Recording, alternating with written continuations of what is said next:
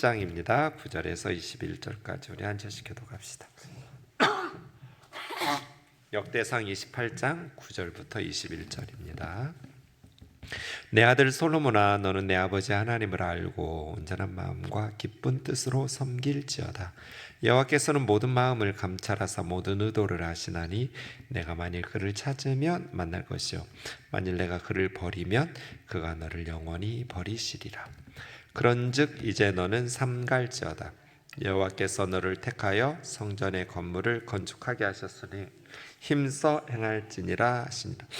다윗이 성전의 복도와 그 집들과 그 곡간과 다락과 골방과 속죄소의 설계도를 그의 아들 솔로몬에게 주고 또 그가 영감으로 받은 모든 것 곧 여호와의 성전의 뜰과 사면의 모든 방과 하나님의 성전 곡간과 성물 곡간의 설계도를 주고 또 제사장과 레위 사람의 반열과 여호와의 성전에서 섬기는 모든 일과 여호와의 성전을 섬기는 데 쓰는 모든 그릇의 양식을 설명하고 또 모든 섬기는 데 쓰는 금 기구를 만들 금의 무게와 모든 섬기는 데 쓰는 은 기구를 만들 은의 무게를 정하고 또 금 등잔대들과 그 등잔 곧 갓 등잔대와 그 등잔을 만들 금의 무게와 은 등잔대와 그 등잔을 만들 은의 무게를 각기 그 기구에 알맞게 하고 또 진설병의 각 상을 만들 금의 무게를 정하고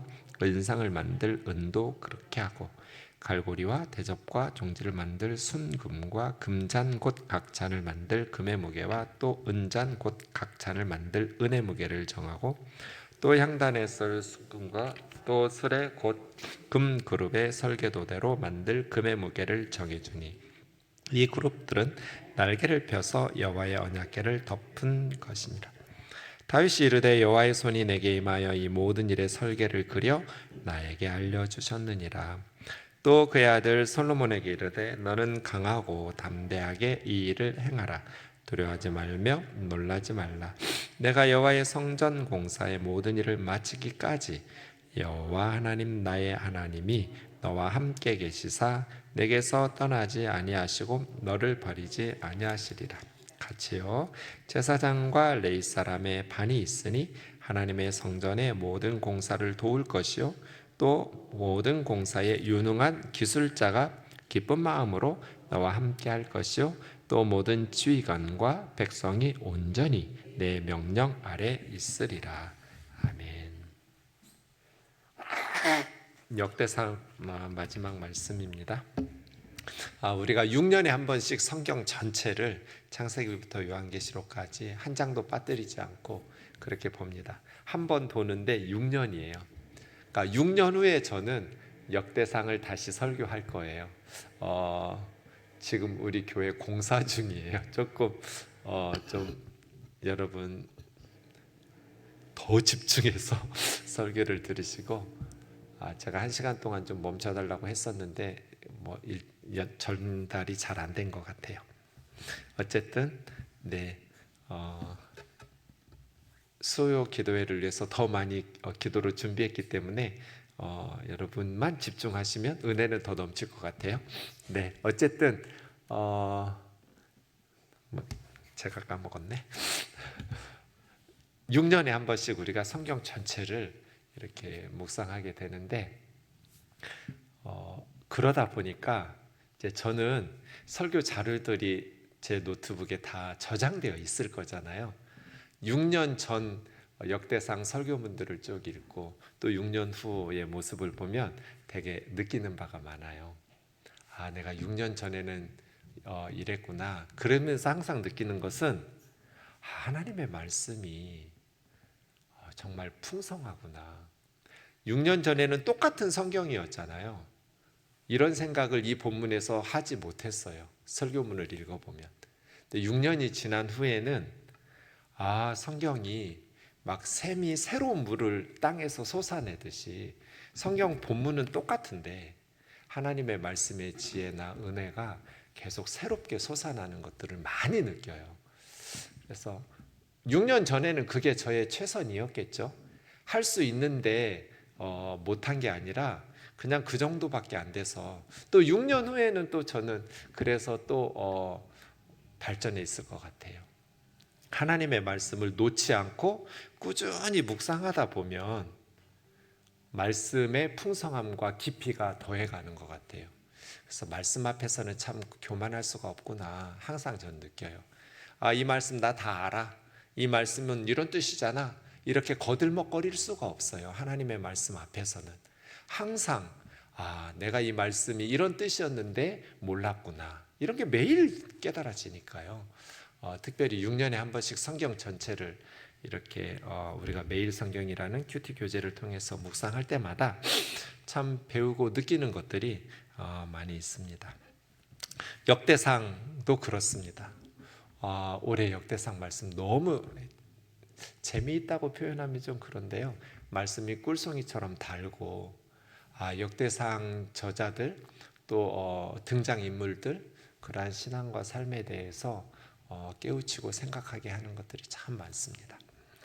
이제 오늘 마지막 시간이니까 정리해 보시면 역대상하는 포로 후 공동체가 절망적인 상황에서 지나간 역사를 살펴보고 영적인 회복을 시도했던 영적인 회복을 위해서 기록한 그래서 사무엘상하, 열왕기상하 내용이 많이 중복된다고 그랬죠.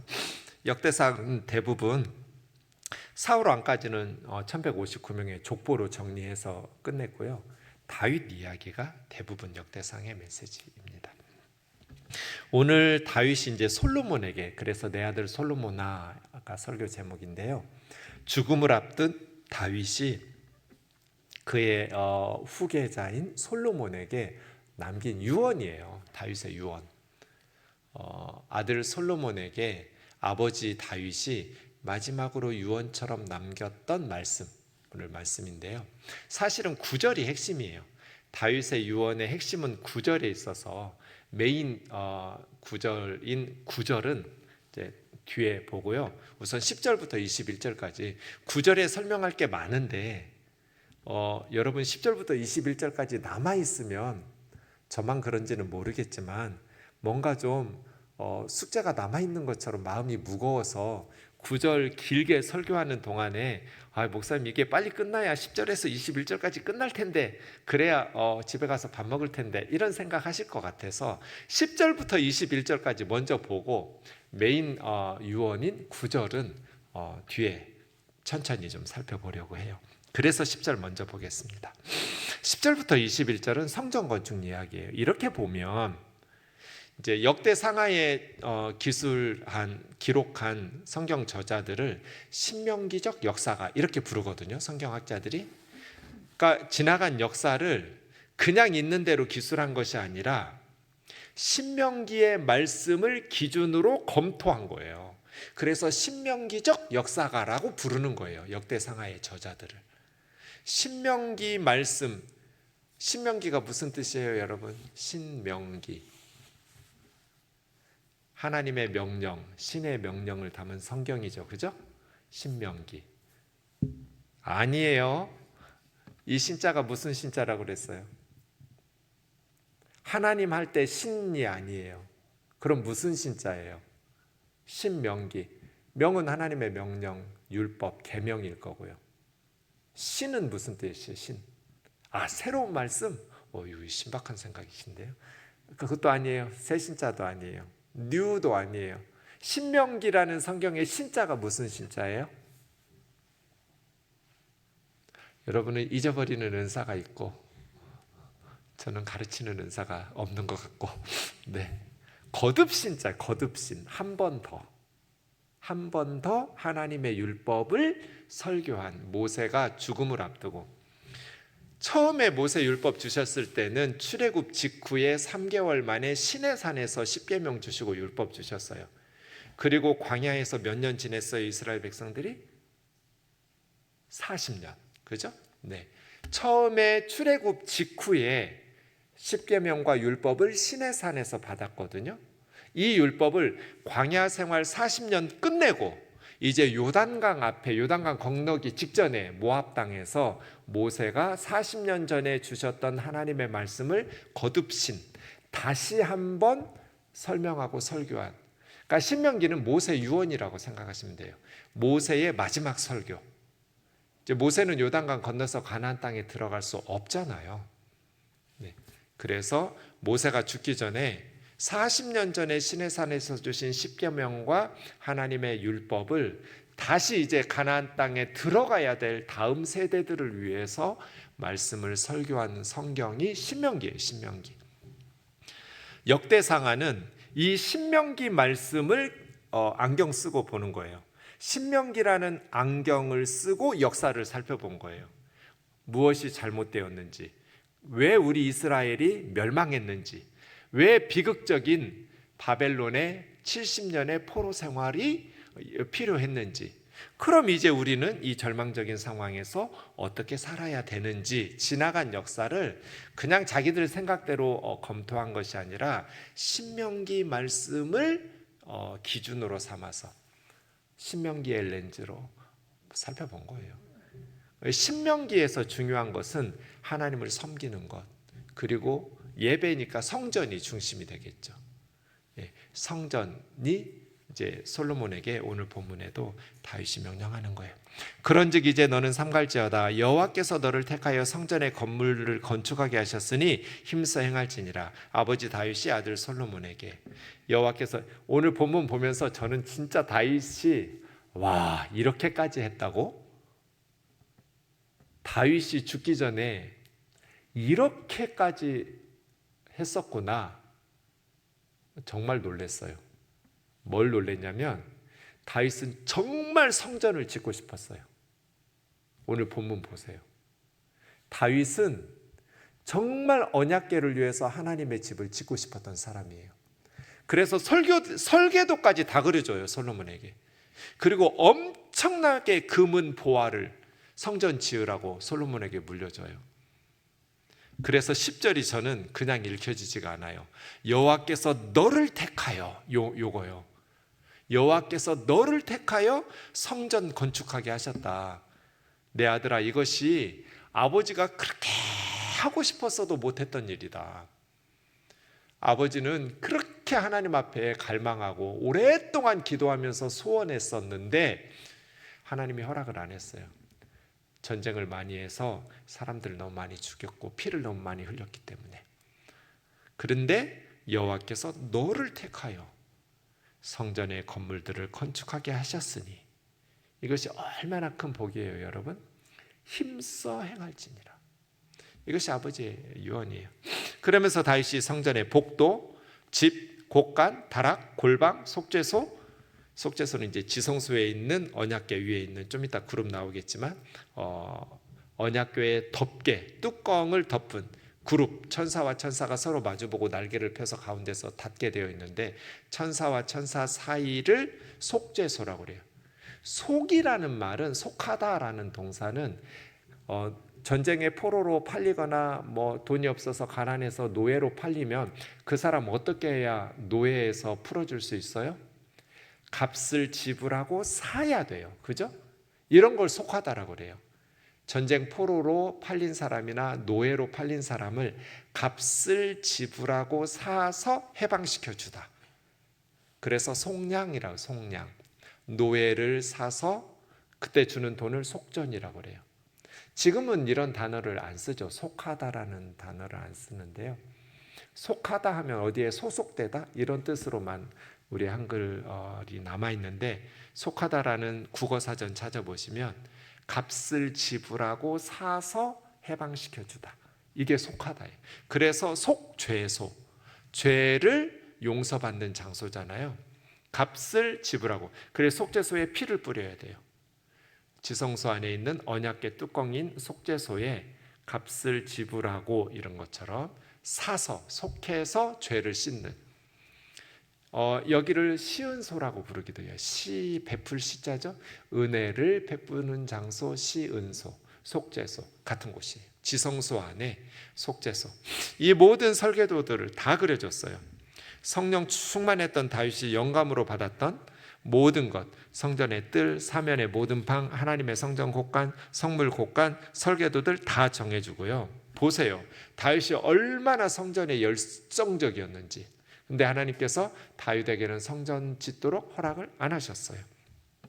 13절, 또 제사장과 레위 사람들의 반열, 성전 지은 후에 거기서 봉사할 사람들을 24개 팀으로 나누어서 체계적으로 조직해 주었어요.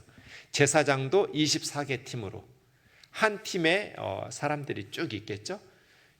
24개 반의 제사장들이 돌아가면서 섬기도록 일주일씩 돌아가면서 섬겨요.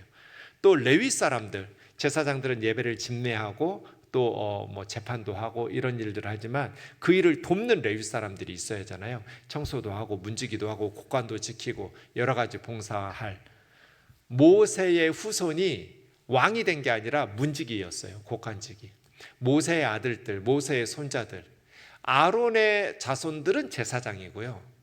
모세처럼 아론의 가족, 아론의 후손이 아닌 다른 레위 지파 사람들은 모세의 아들들처럼 문지기하고 고관지기하고 그런 식으로 그 레위 사람이에요. 그것도 24개의 반열대로 체계적으로 구성해 놓았어요.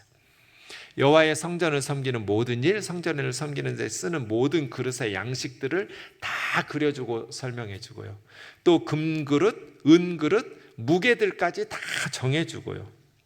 금 등잔대, 이제 성소에 가면 세 가지 물건이 있어요. 앞에는 그 향로가 있죠. 네, 그 향을 피우는. 그 다음에 오른쪽에 보면 진설병, 떡을 12덩이 떡을 진열해 놓는. 그 다음에 왼쪽에 보면 금으로 만든 금 등잔대, 양쪽에 3개, 가운데 하나인 7개의 불을 켜도록 저녁에는 켜고 아침에는 꺼. 예, 제사장이 날마다 들어가서 저녁에는 불을 켜서 밤새도록 밝히고 아침이면 끄는 그런 금 등잔대들이 있었어요. 등잔대를 만든 금의 무게, 은 등잔대와 만들 은의 무게, 그 다음에 진설병은 진설해 놓는 병이 떡병이 있잖아요. 떡을 진설해 놓는 그 병상을 만들 금의 무게, 은을 만들 은의 무게도 그렇게 하고, 갈고리와 닿으며 대적, 종지를 만든 순금, 금잔, 금의 무게, 은잔, 은의 무게, 향단은 이제 분향단이에요. 이렇게 성소에 들어가면 3가지 물건, 분향단, 금잔대, 진설병상 3가지 물건이 있어요. 향단에 쓸 순금, 또 술의 그룹들의 설계도, 이 그룹이 케룹이라고 해서 천사란 뜻이에요. 천사의 모형을 한 그룹이죠. 설계도대로 만들어서 금을 두는데 그룹들이 날개를 펴서 천사 2분이 언약궤 뚜껑 양쪽에 서로를 마주보고 있거든요. 서로를 향해서 날개를 펴서 이렇게 언약궤를 덮은, 여기를 속죄소, 시은소라고 하는 거예요. 그래서 이제 18절에는 금향단과 지성소에 있는 속죄소 이야기를 하고 있고요. 다윗이 이르되 여호와의 손이 내게 임하여 이 모든 일의 설계를 그려 나에게 알려주셨다. 내 아들 솔로몬아, 너는 강하고 담대해서 이 일, 성전 건축을 행하라. 두려워하지 말고 놀라지 마라. 네가 여호와의 성전 공사 모든 일 마칠 때까지 여호와 하나님, 나의 하나님이 너하고 함께 계실 것이다. 그래서 언제나 하나님이 함께 계셔야 우리가 강하고 담대하게 큰 일들을 할 수 있죠. 네. 솔로몬은 어린데 하나님의 성전은 너무나 웅장하게 지어야 돼요. 엄청나게 많은 7년 지었잖아요. 뭐 하루 이틀 지을 수 있는 건물이 아니에요. 엄청나게 많은 사람들이 동원돼서 하나님의 성전을 지어야 되니까 어린 솔로몬이 두려웠나 봐요. 강하고 담대하라고, 두려워하지 말라고. 하나님께서 너와 함께 하시고 너를 떠나지 않으시고 너 버리지 않을 거라고. 하나님만 함께 하시는 것이 아니라 마지막 21절 보시면 제사장과 레위 사람의 반도 있으니 그들이 너 도와줄 거라. 성전 공사하는 너를 제사장들과 레위 사람들이 24개 팀으로 나누어져서 너를 도와줄 것이다. 그리고 모든 공사에 유능한 기술자가 기쁜 마음으로 너를 도와서 함께 할 거다. 아주 숙련된 기술자. 이건 뭐 아마추어들이 지을 집이 아니에요. 가장 탁월한 기술자들이 달라붙어서 하나님의 성전을 지었어요. 그리고 모든 지휘관과 백성들도 너의 명령 아래 있다. 너 혼자 짓는 거 아니니까 리더들과 백성들이 함께하고 하나님께서 너를 떠나지 않고 함께 하실 테니까 강하고 담대하게 이 일을 힘써 행하라. 이렇게 성전 공사에 대해서 10절에서 21절까지 솔로몬에게 유언처럼 남겼어요. 그러면서 설계도까지 다 그려주고요. 필요한 재료들 다 물려주고요. 어떤 것들을 만들어야 되는지 다 가르쳐줬어요. 하나님께서 다윗에게 영감을 주셔서 그래서 솔로몬은 두려워할 필요가 없어요. 아버지가 다 해줬어요. 다 물려줬어요. 보세요. 다윗이 얼마나 하나님의 성전에 열정적이고 하나님의 성전 짓기를 사모했는지. 자, 이제 오늘 우리가 살펴볼 마지막 9절 말씀인데요.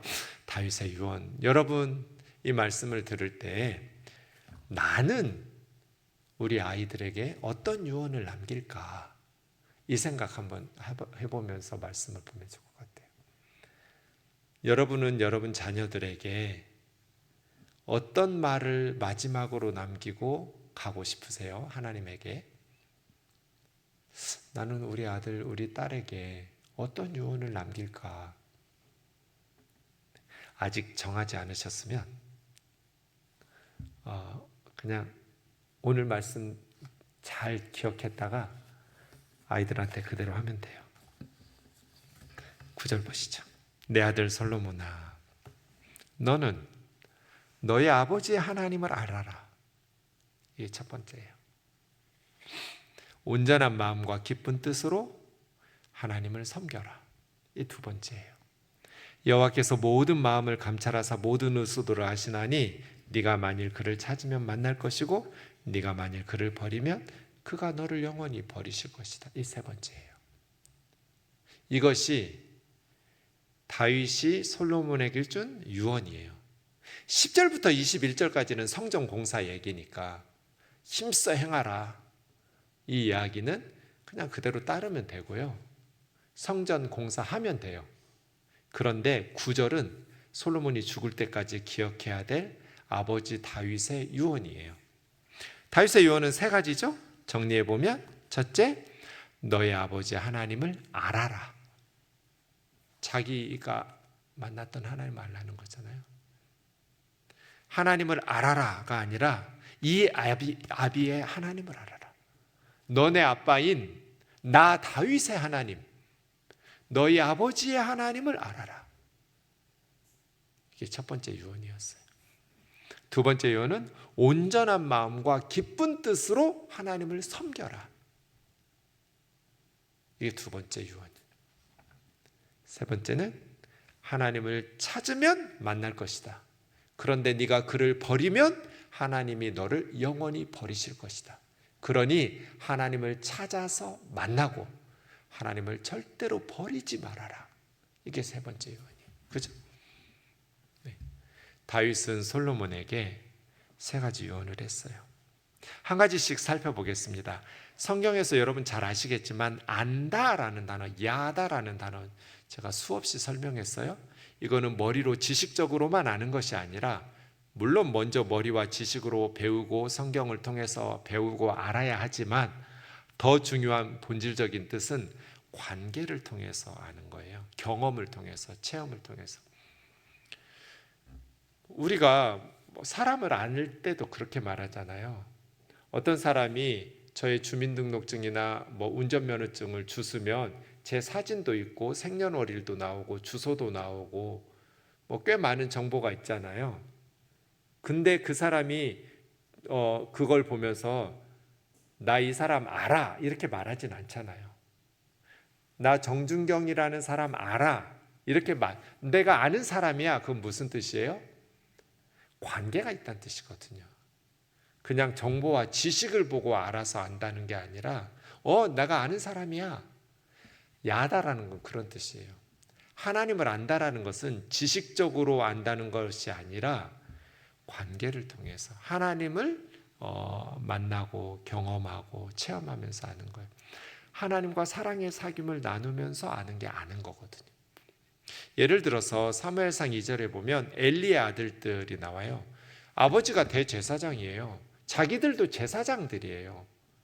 그런데 엘리의 아들들은 여호와를 알지 못하더라 그랬어요. 로야다. 로는 부정접두어예요. 야다가 아니다는 거예요.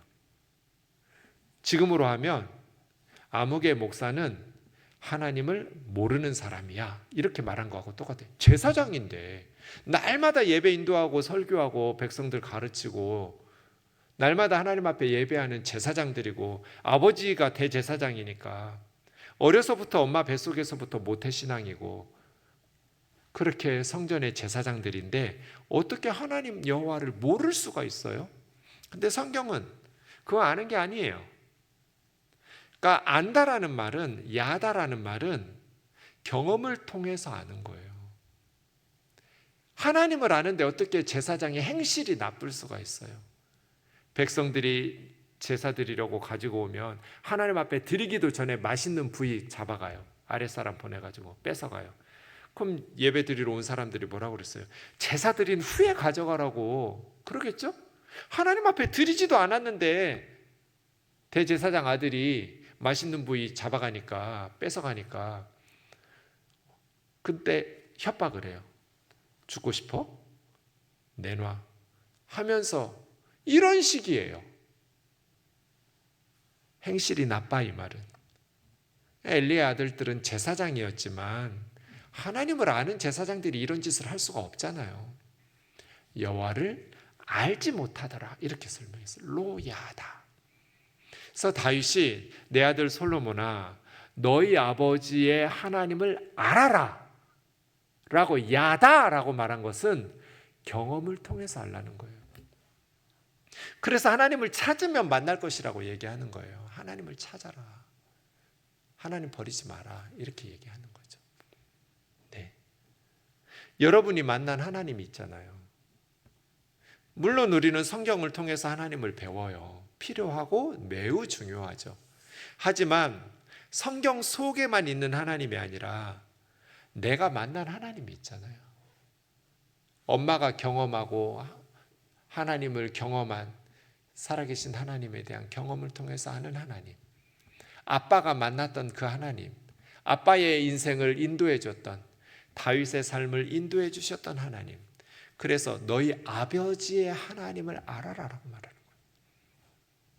거예요.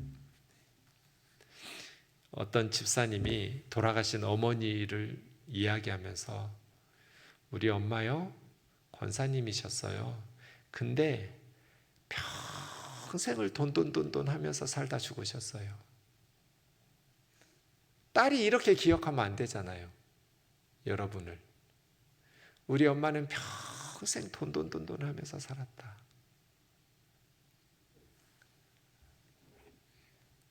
자녀들이 기억할 때 너희 아버지의 하나님, 너희 어머니의 하나님을 너도 만나기를, 그 하나님을 섬기며 행복했다.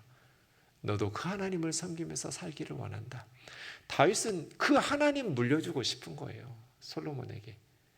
뭐 금은 보화 유산을 물려준 게 아니라 돈 얘기 하나도 없어요. 다윗의 유언에.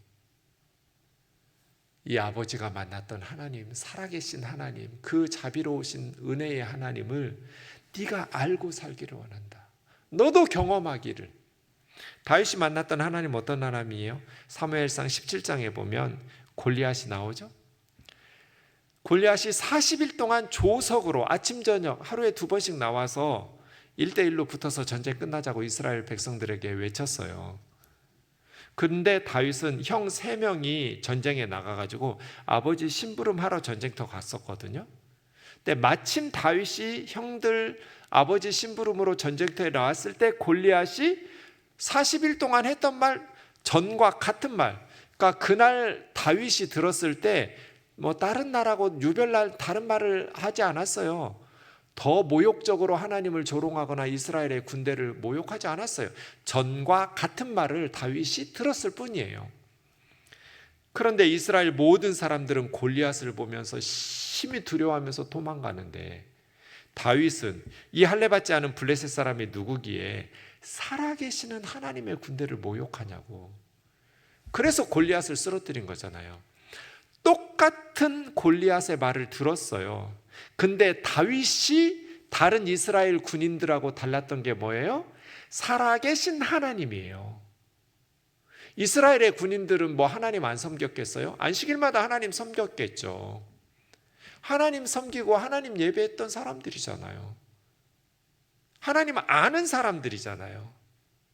근데 다윗만 40일 동안 아무도 골리앗하고 싸우겠다고 나서는 군인이 없었는데 다윗만 골리앗하고 자기가 싸우겠다고, 그때 20살도 안 돼, 10서너 살 됐을 거예요. 20살이 넘어야 군대 가는데 위에 형 3명만 군대 갔고 다윗은 8번째 막둥이였으니까 어린 나이잖아요. 전쟁에 나갈 수 없는 어린 나이예요. 그런데 이 어린애가 살아계신 하나님을 모독했다고 골리앗에게 간단 말이에요.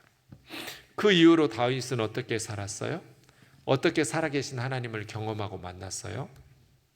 신학교 다녀서 하나님 배우지 않았어요. 다윗은 사울왕에게 오랫동안, 적어도 10몇 년 쫓겨다녔어요. 오랫동안 광야에서 쫓겨다니면서 고난 속에서 3,000명의 군인 풀었어요. 사울 왕이 가장 탁월한 특수부대, 그리고 전국에 다윗 수배령을 내렸어요. 다윗을 보고 보고하라고, 그러면 상을 주겠다고. 다윗을 죽이려고 사울 왕이 오랫동안 쫓겨다녔고 다윗은 그렇게 죽음의 위기 속에서 살아계신 하나님 한 분 붙잡고 살았어요. 그렇게 경험하고 만난 하나님이에요. 내 아들 솔로몬아, 이 아버지의 하나님을 네가 알기를 원한다. 그리고 너도 이 아버지의 하나님 섬겼으면 좋겠다. 이게 첫 번째예요. 우리가 만났던 하나님, 저도 우리 아들한테 그렇게 유언할 것 같아요. 은준아, 이 아비가 만난 하나님을 너도 만나라. 살아계신 하나님을 너도 평생 섬겨라. 아빠, 엄마가 섬겼던 하나님을 절대로 버리지 말아라. 그 하나님을 알아라. 너도 경험해라. 찾아라. 기도해라. 만나라. 이 아버지의 하나님을 알고. 두 번째가 뭐예요? 온전한 마음과 기쁜 뜻으로 섬길지어다. 이게 정말 다윗의 진면목 같아요. 온전한 마음은 분열되지 않는 전부예요. 올 하트예요. 모든, 그러니까 온 마음으로, 그리고 기쁜 뜻으로, 억지로 예배드리고 섬긴다의 기본은 예배거든요. 하나님을 예배하고 섬기는데 억지로 마지못해서 형식적으로 습관적으로가 아니라 온전한 마음과 기쁜 뜻으로요. 기쁜 뜻으로. 느헤미야 8장 10절에 보면 여호와로 인하여 기뻐하는 것이 너희의 힘이니라 그랬어요. 하나님을 기뻐하는 것이 너희의 힘이다. 기쁘게 하나님을 섬기는 사람은 힘이 있어요. 똑같이 목회를 해도 우리 선배들 제가 보면 꾸역꾸역 힘들다 하면서 목회하는 분들이 있어요. 힘들지 않은 목사가 어디 있어요? 크면 큰 대로, 작으면 작은 대로 교회를 섬기는 일들은 힘들죠. 근데 어떤 선배들을 보면 정말 묵묵히 기쁘게 그 일을, 뭐 교회가 커서 아니고요, 그냥 행복하게 목회하는 목사님들이 있어요. 근데 힘이 느껴져요. 그냥 조그만 교회 목사예요. 시골 교회 목사예요. 그런데 힘이 있어요. 힘이. 영혼이 하나님 때문에 기쁜 사람들은 힘이 있어요. 이게 영적인 능력이에요. 돈이 많으면 힘이 있잖아요. 권력이 많으면 힘이 있어요. 근데 하나님이 많으면 힘이 있어요. 하나님이 기쁜 사람, 늘 기쁘게 하나님 섬기는 사람. 그래서 솔로몬아, 네가 가진 군사력이나 경제력이 아니라, 네가 가지고 있는 지식과 지혜가 아니라 하나님을 기뻐하는 것이 너의 힘이다. 기쁜 뜻으로 하나님 섬겨라. 하나님께 예배하는 거를 학수고대하면서 벌써 또 주일이네가 이러지 말고, 왜 이렇게 주일이 안 돌아오지? 왜 이렇게 하나님께 예배하고 싶은데 시간이 천천히 가지? 이렇게 사모하라는 거잖아요. 온전한 마음과 기쁜 뜻으로 하나님을 섬겨라. 왜? 이것이 너의 인생의 행복이고 이것이 너의 삶의 능력이 될 것. 다윗은 경험한 거잖아요. 하나님을 섬기면서 행복했어요. 그리고 영적인 힘을 공급받았어요. 하나님을 우리가 기뻐하며 예배할 때 무슨 보양식 먹은 것처럼 우리의 마음이 든든할 때가 있잖아요. 은혜 받을 때. 하나님 앞에 온전한 예배를 드리고 기쁘게 찬양하면서 예배할 때 우리의 영혼에 힘이 생기거든요.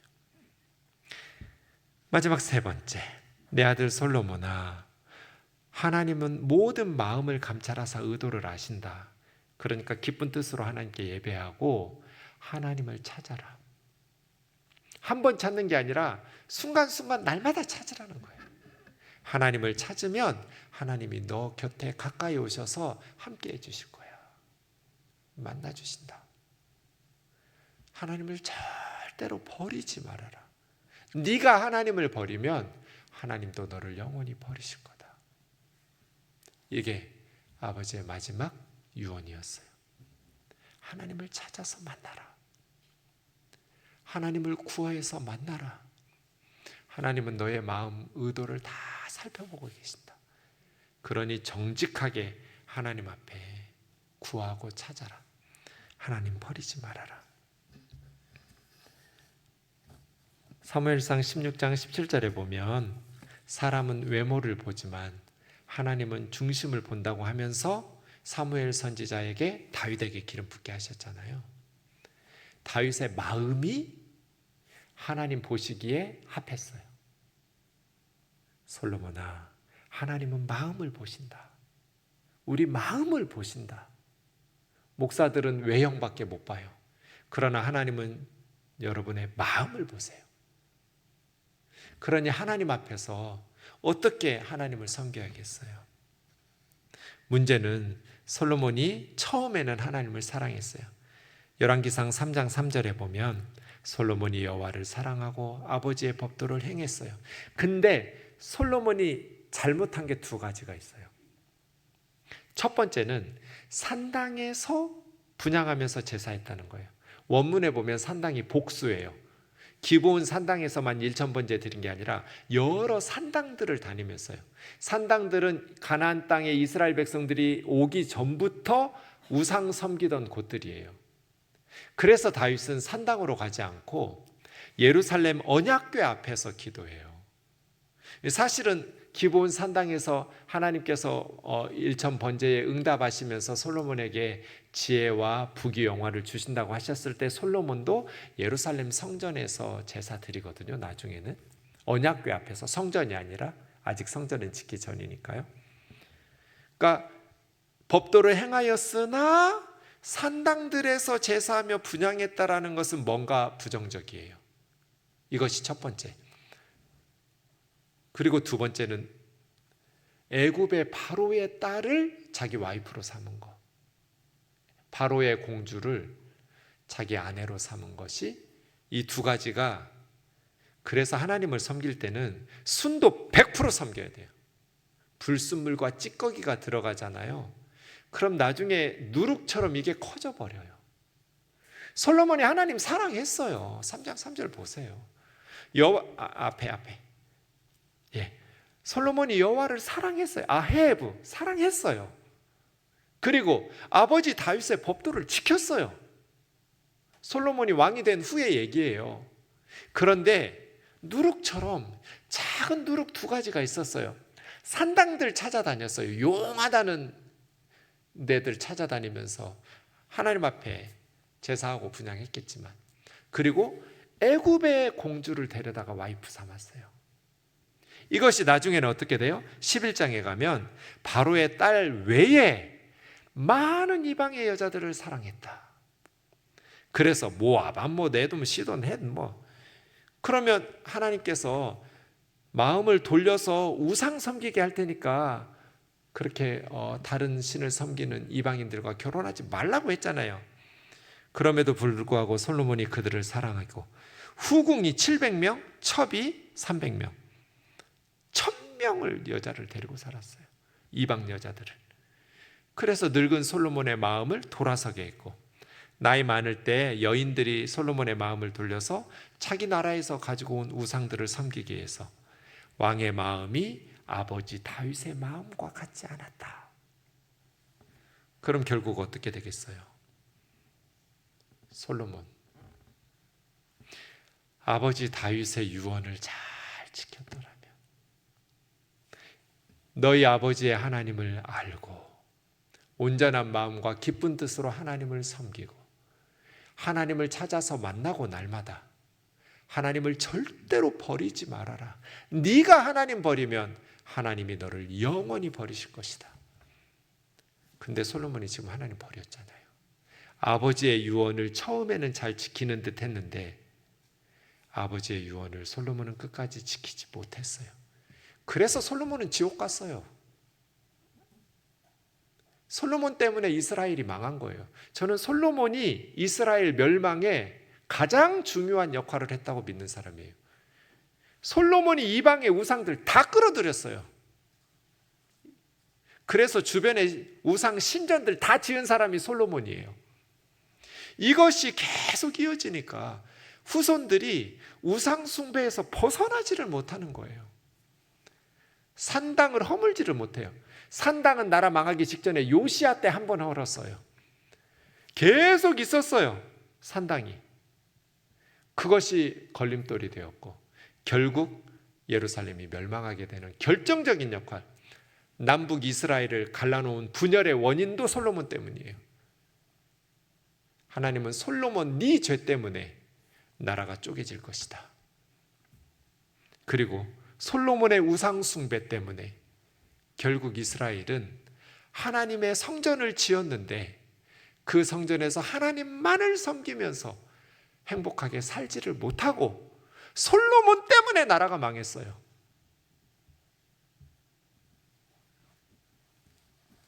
우리가 이런 솔로몬의 비극을 반복하면 안 돼요. 그래서 역대기 저자들이 쓰는 거예요. 지나간 역사를 돌아보면서 솔로몬이 아버지 유언 3가지를 지켰더라면,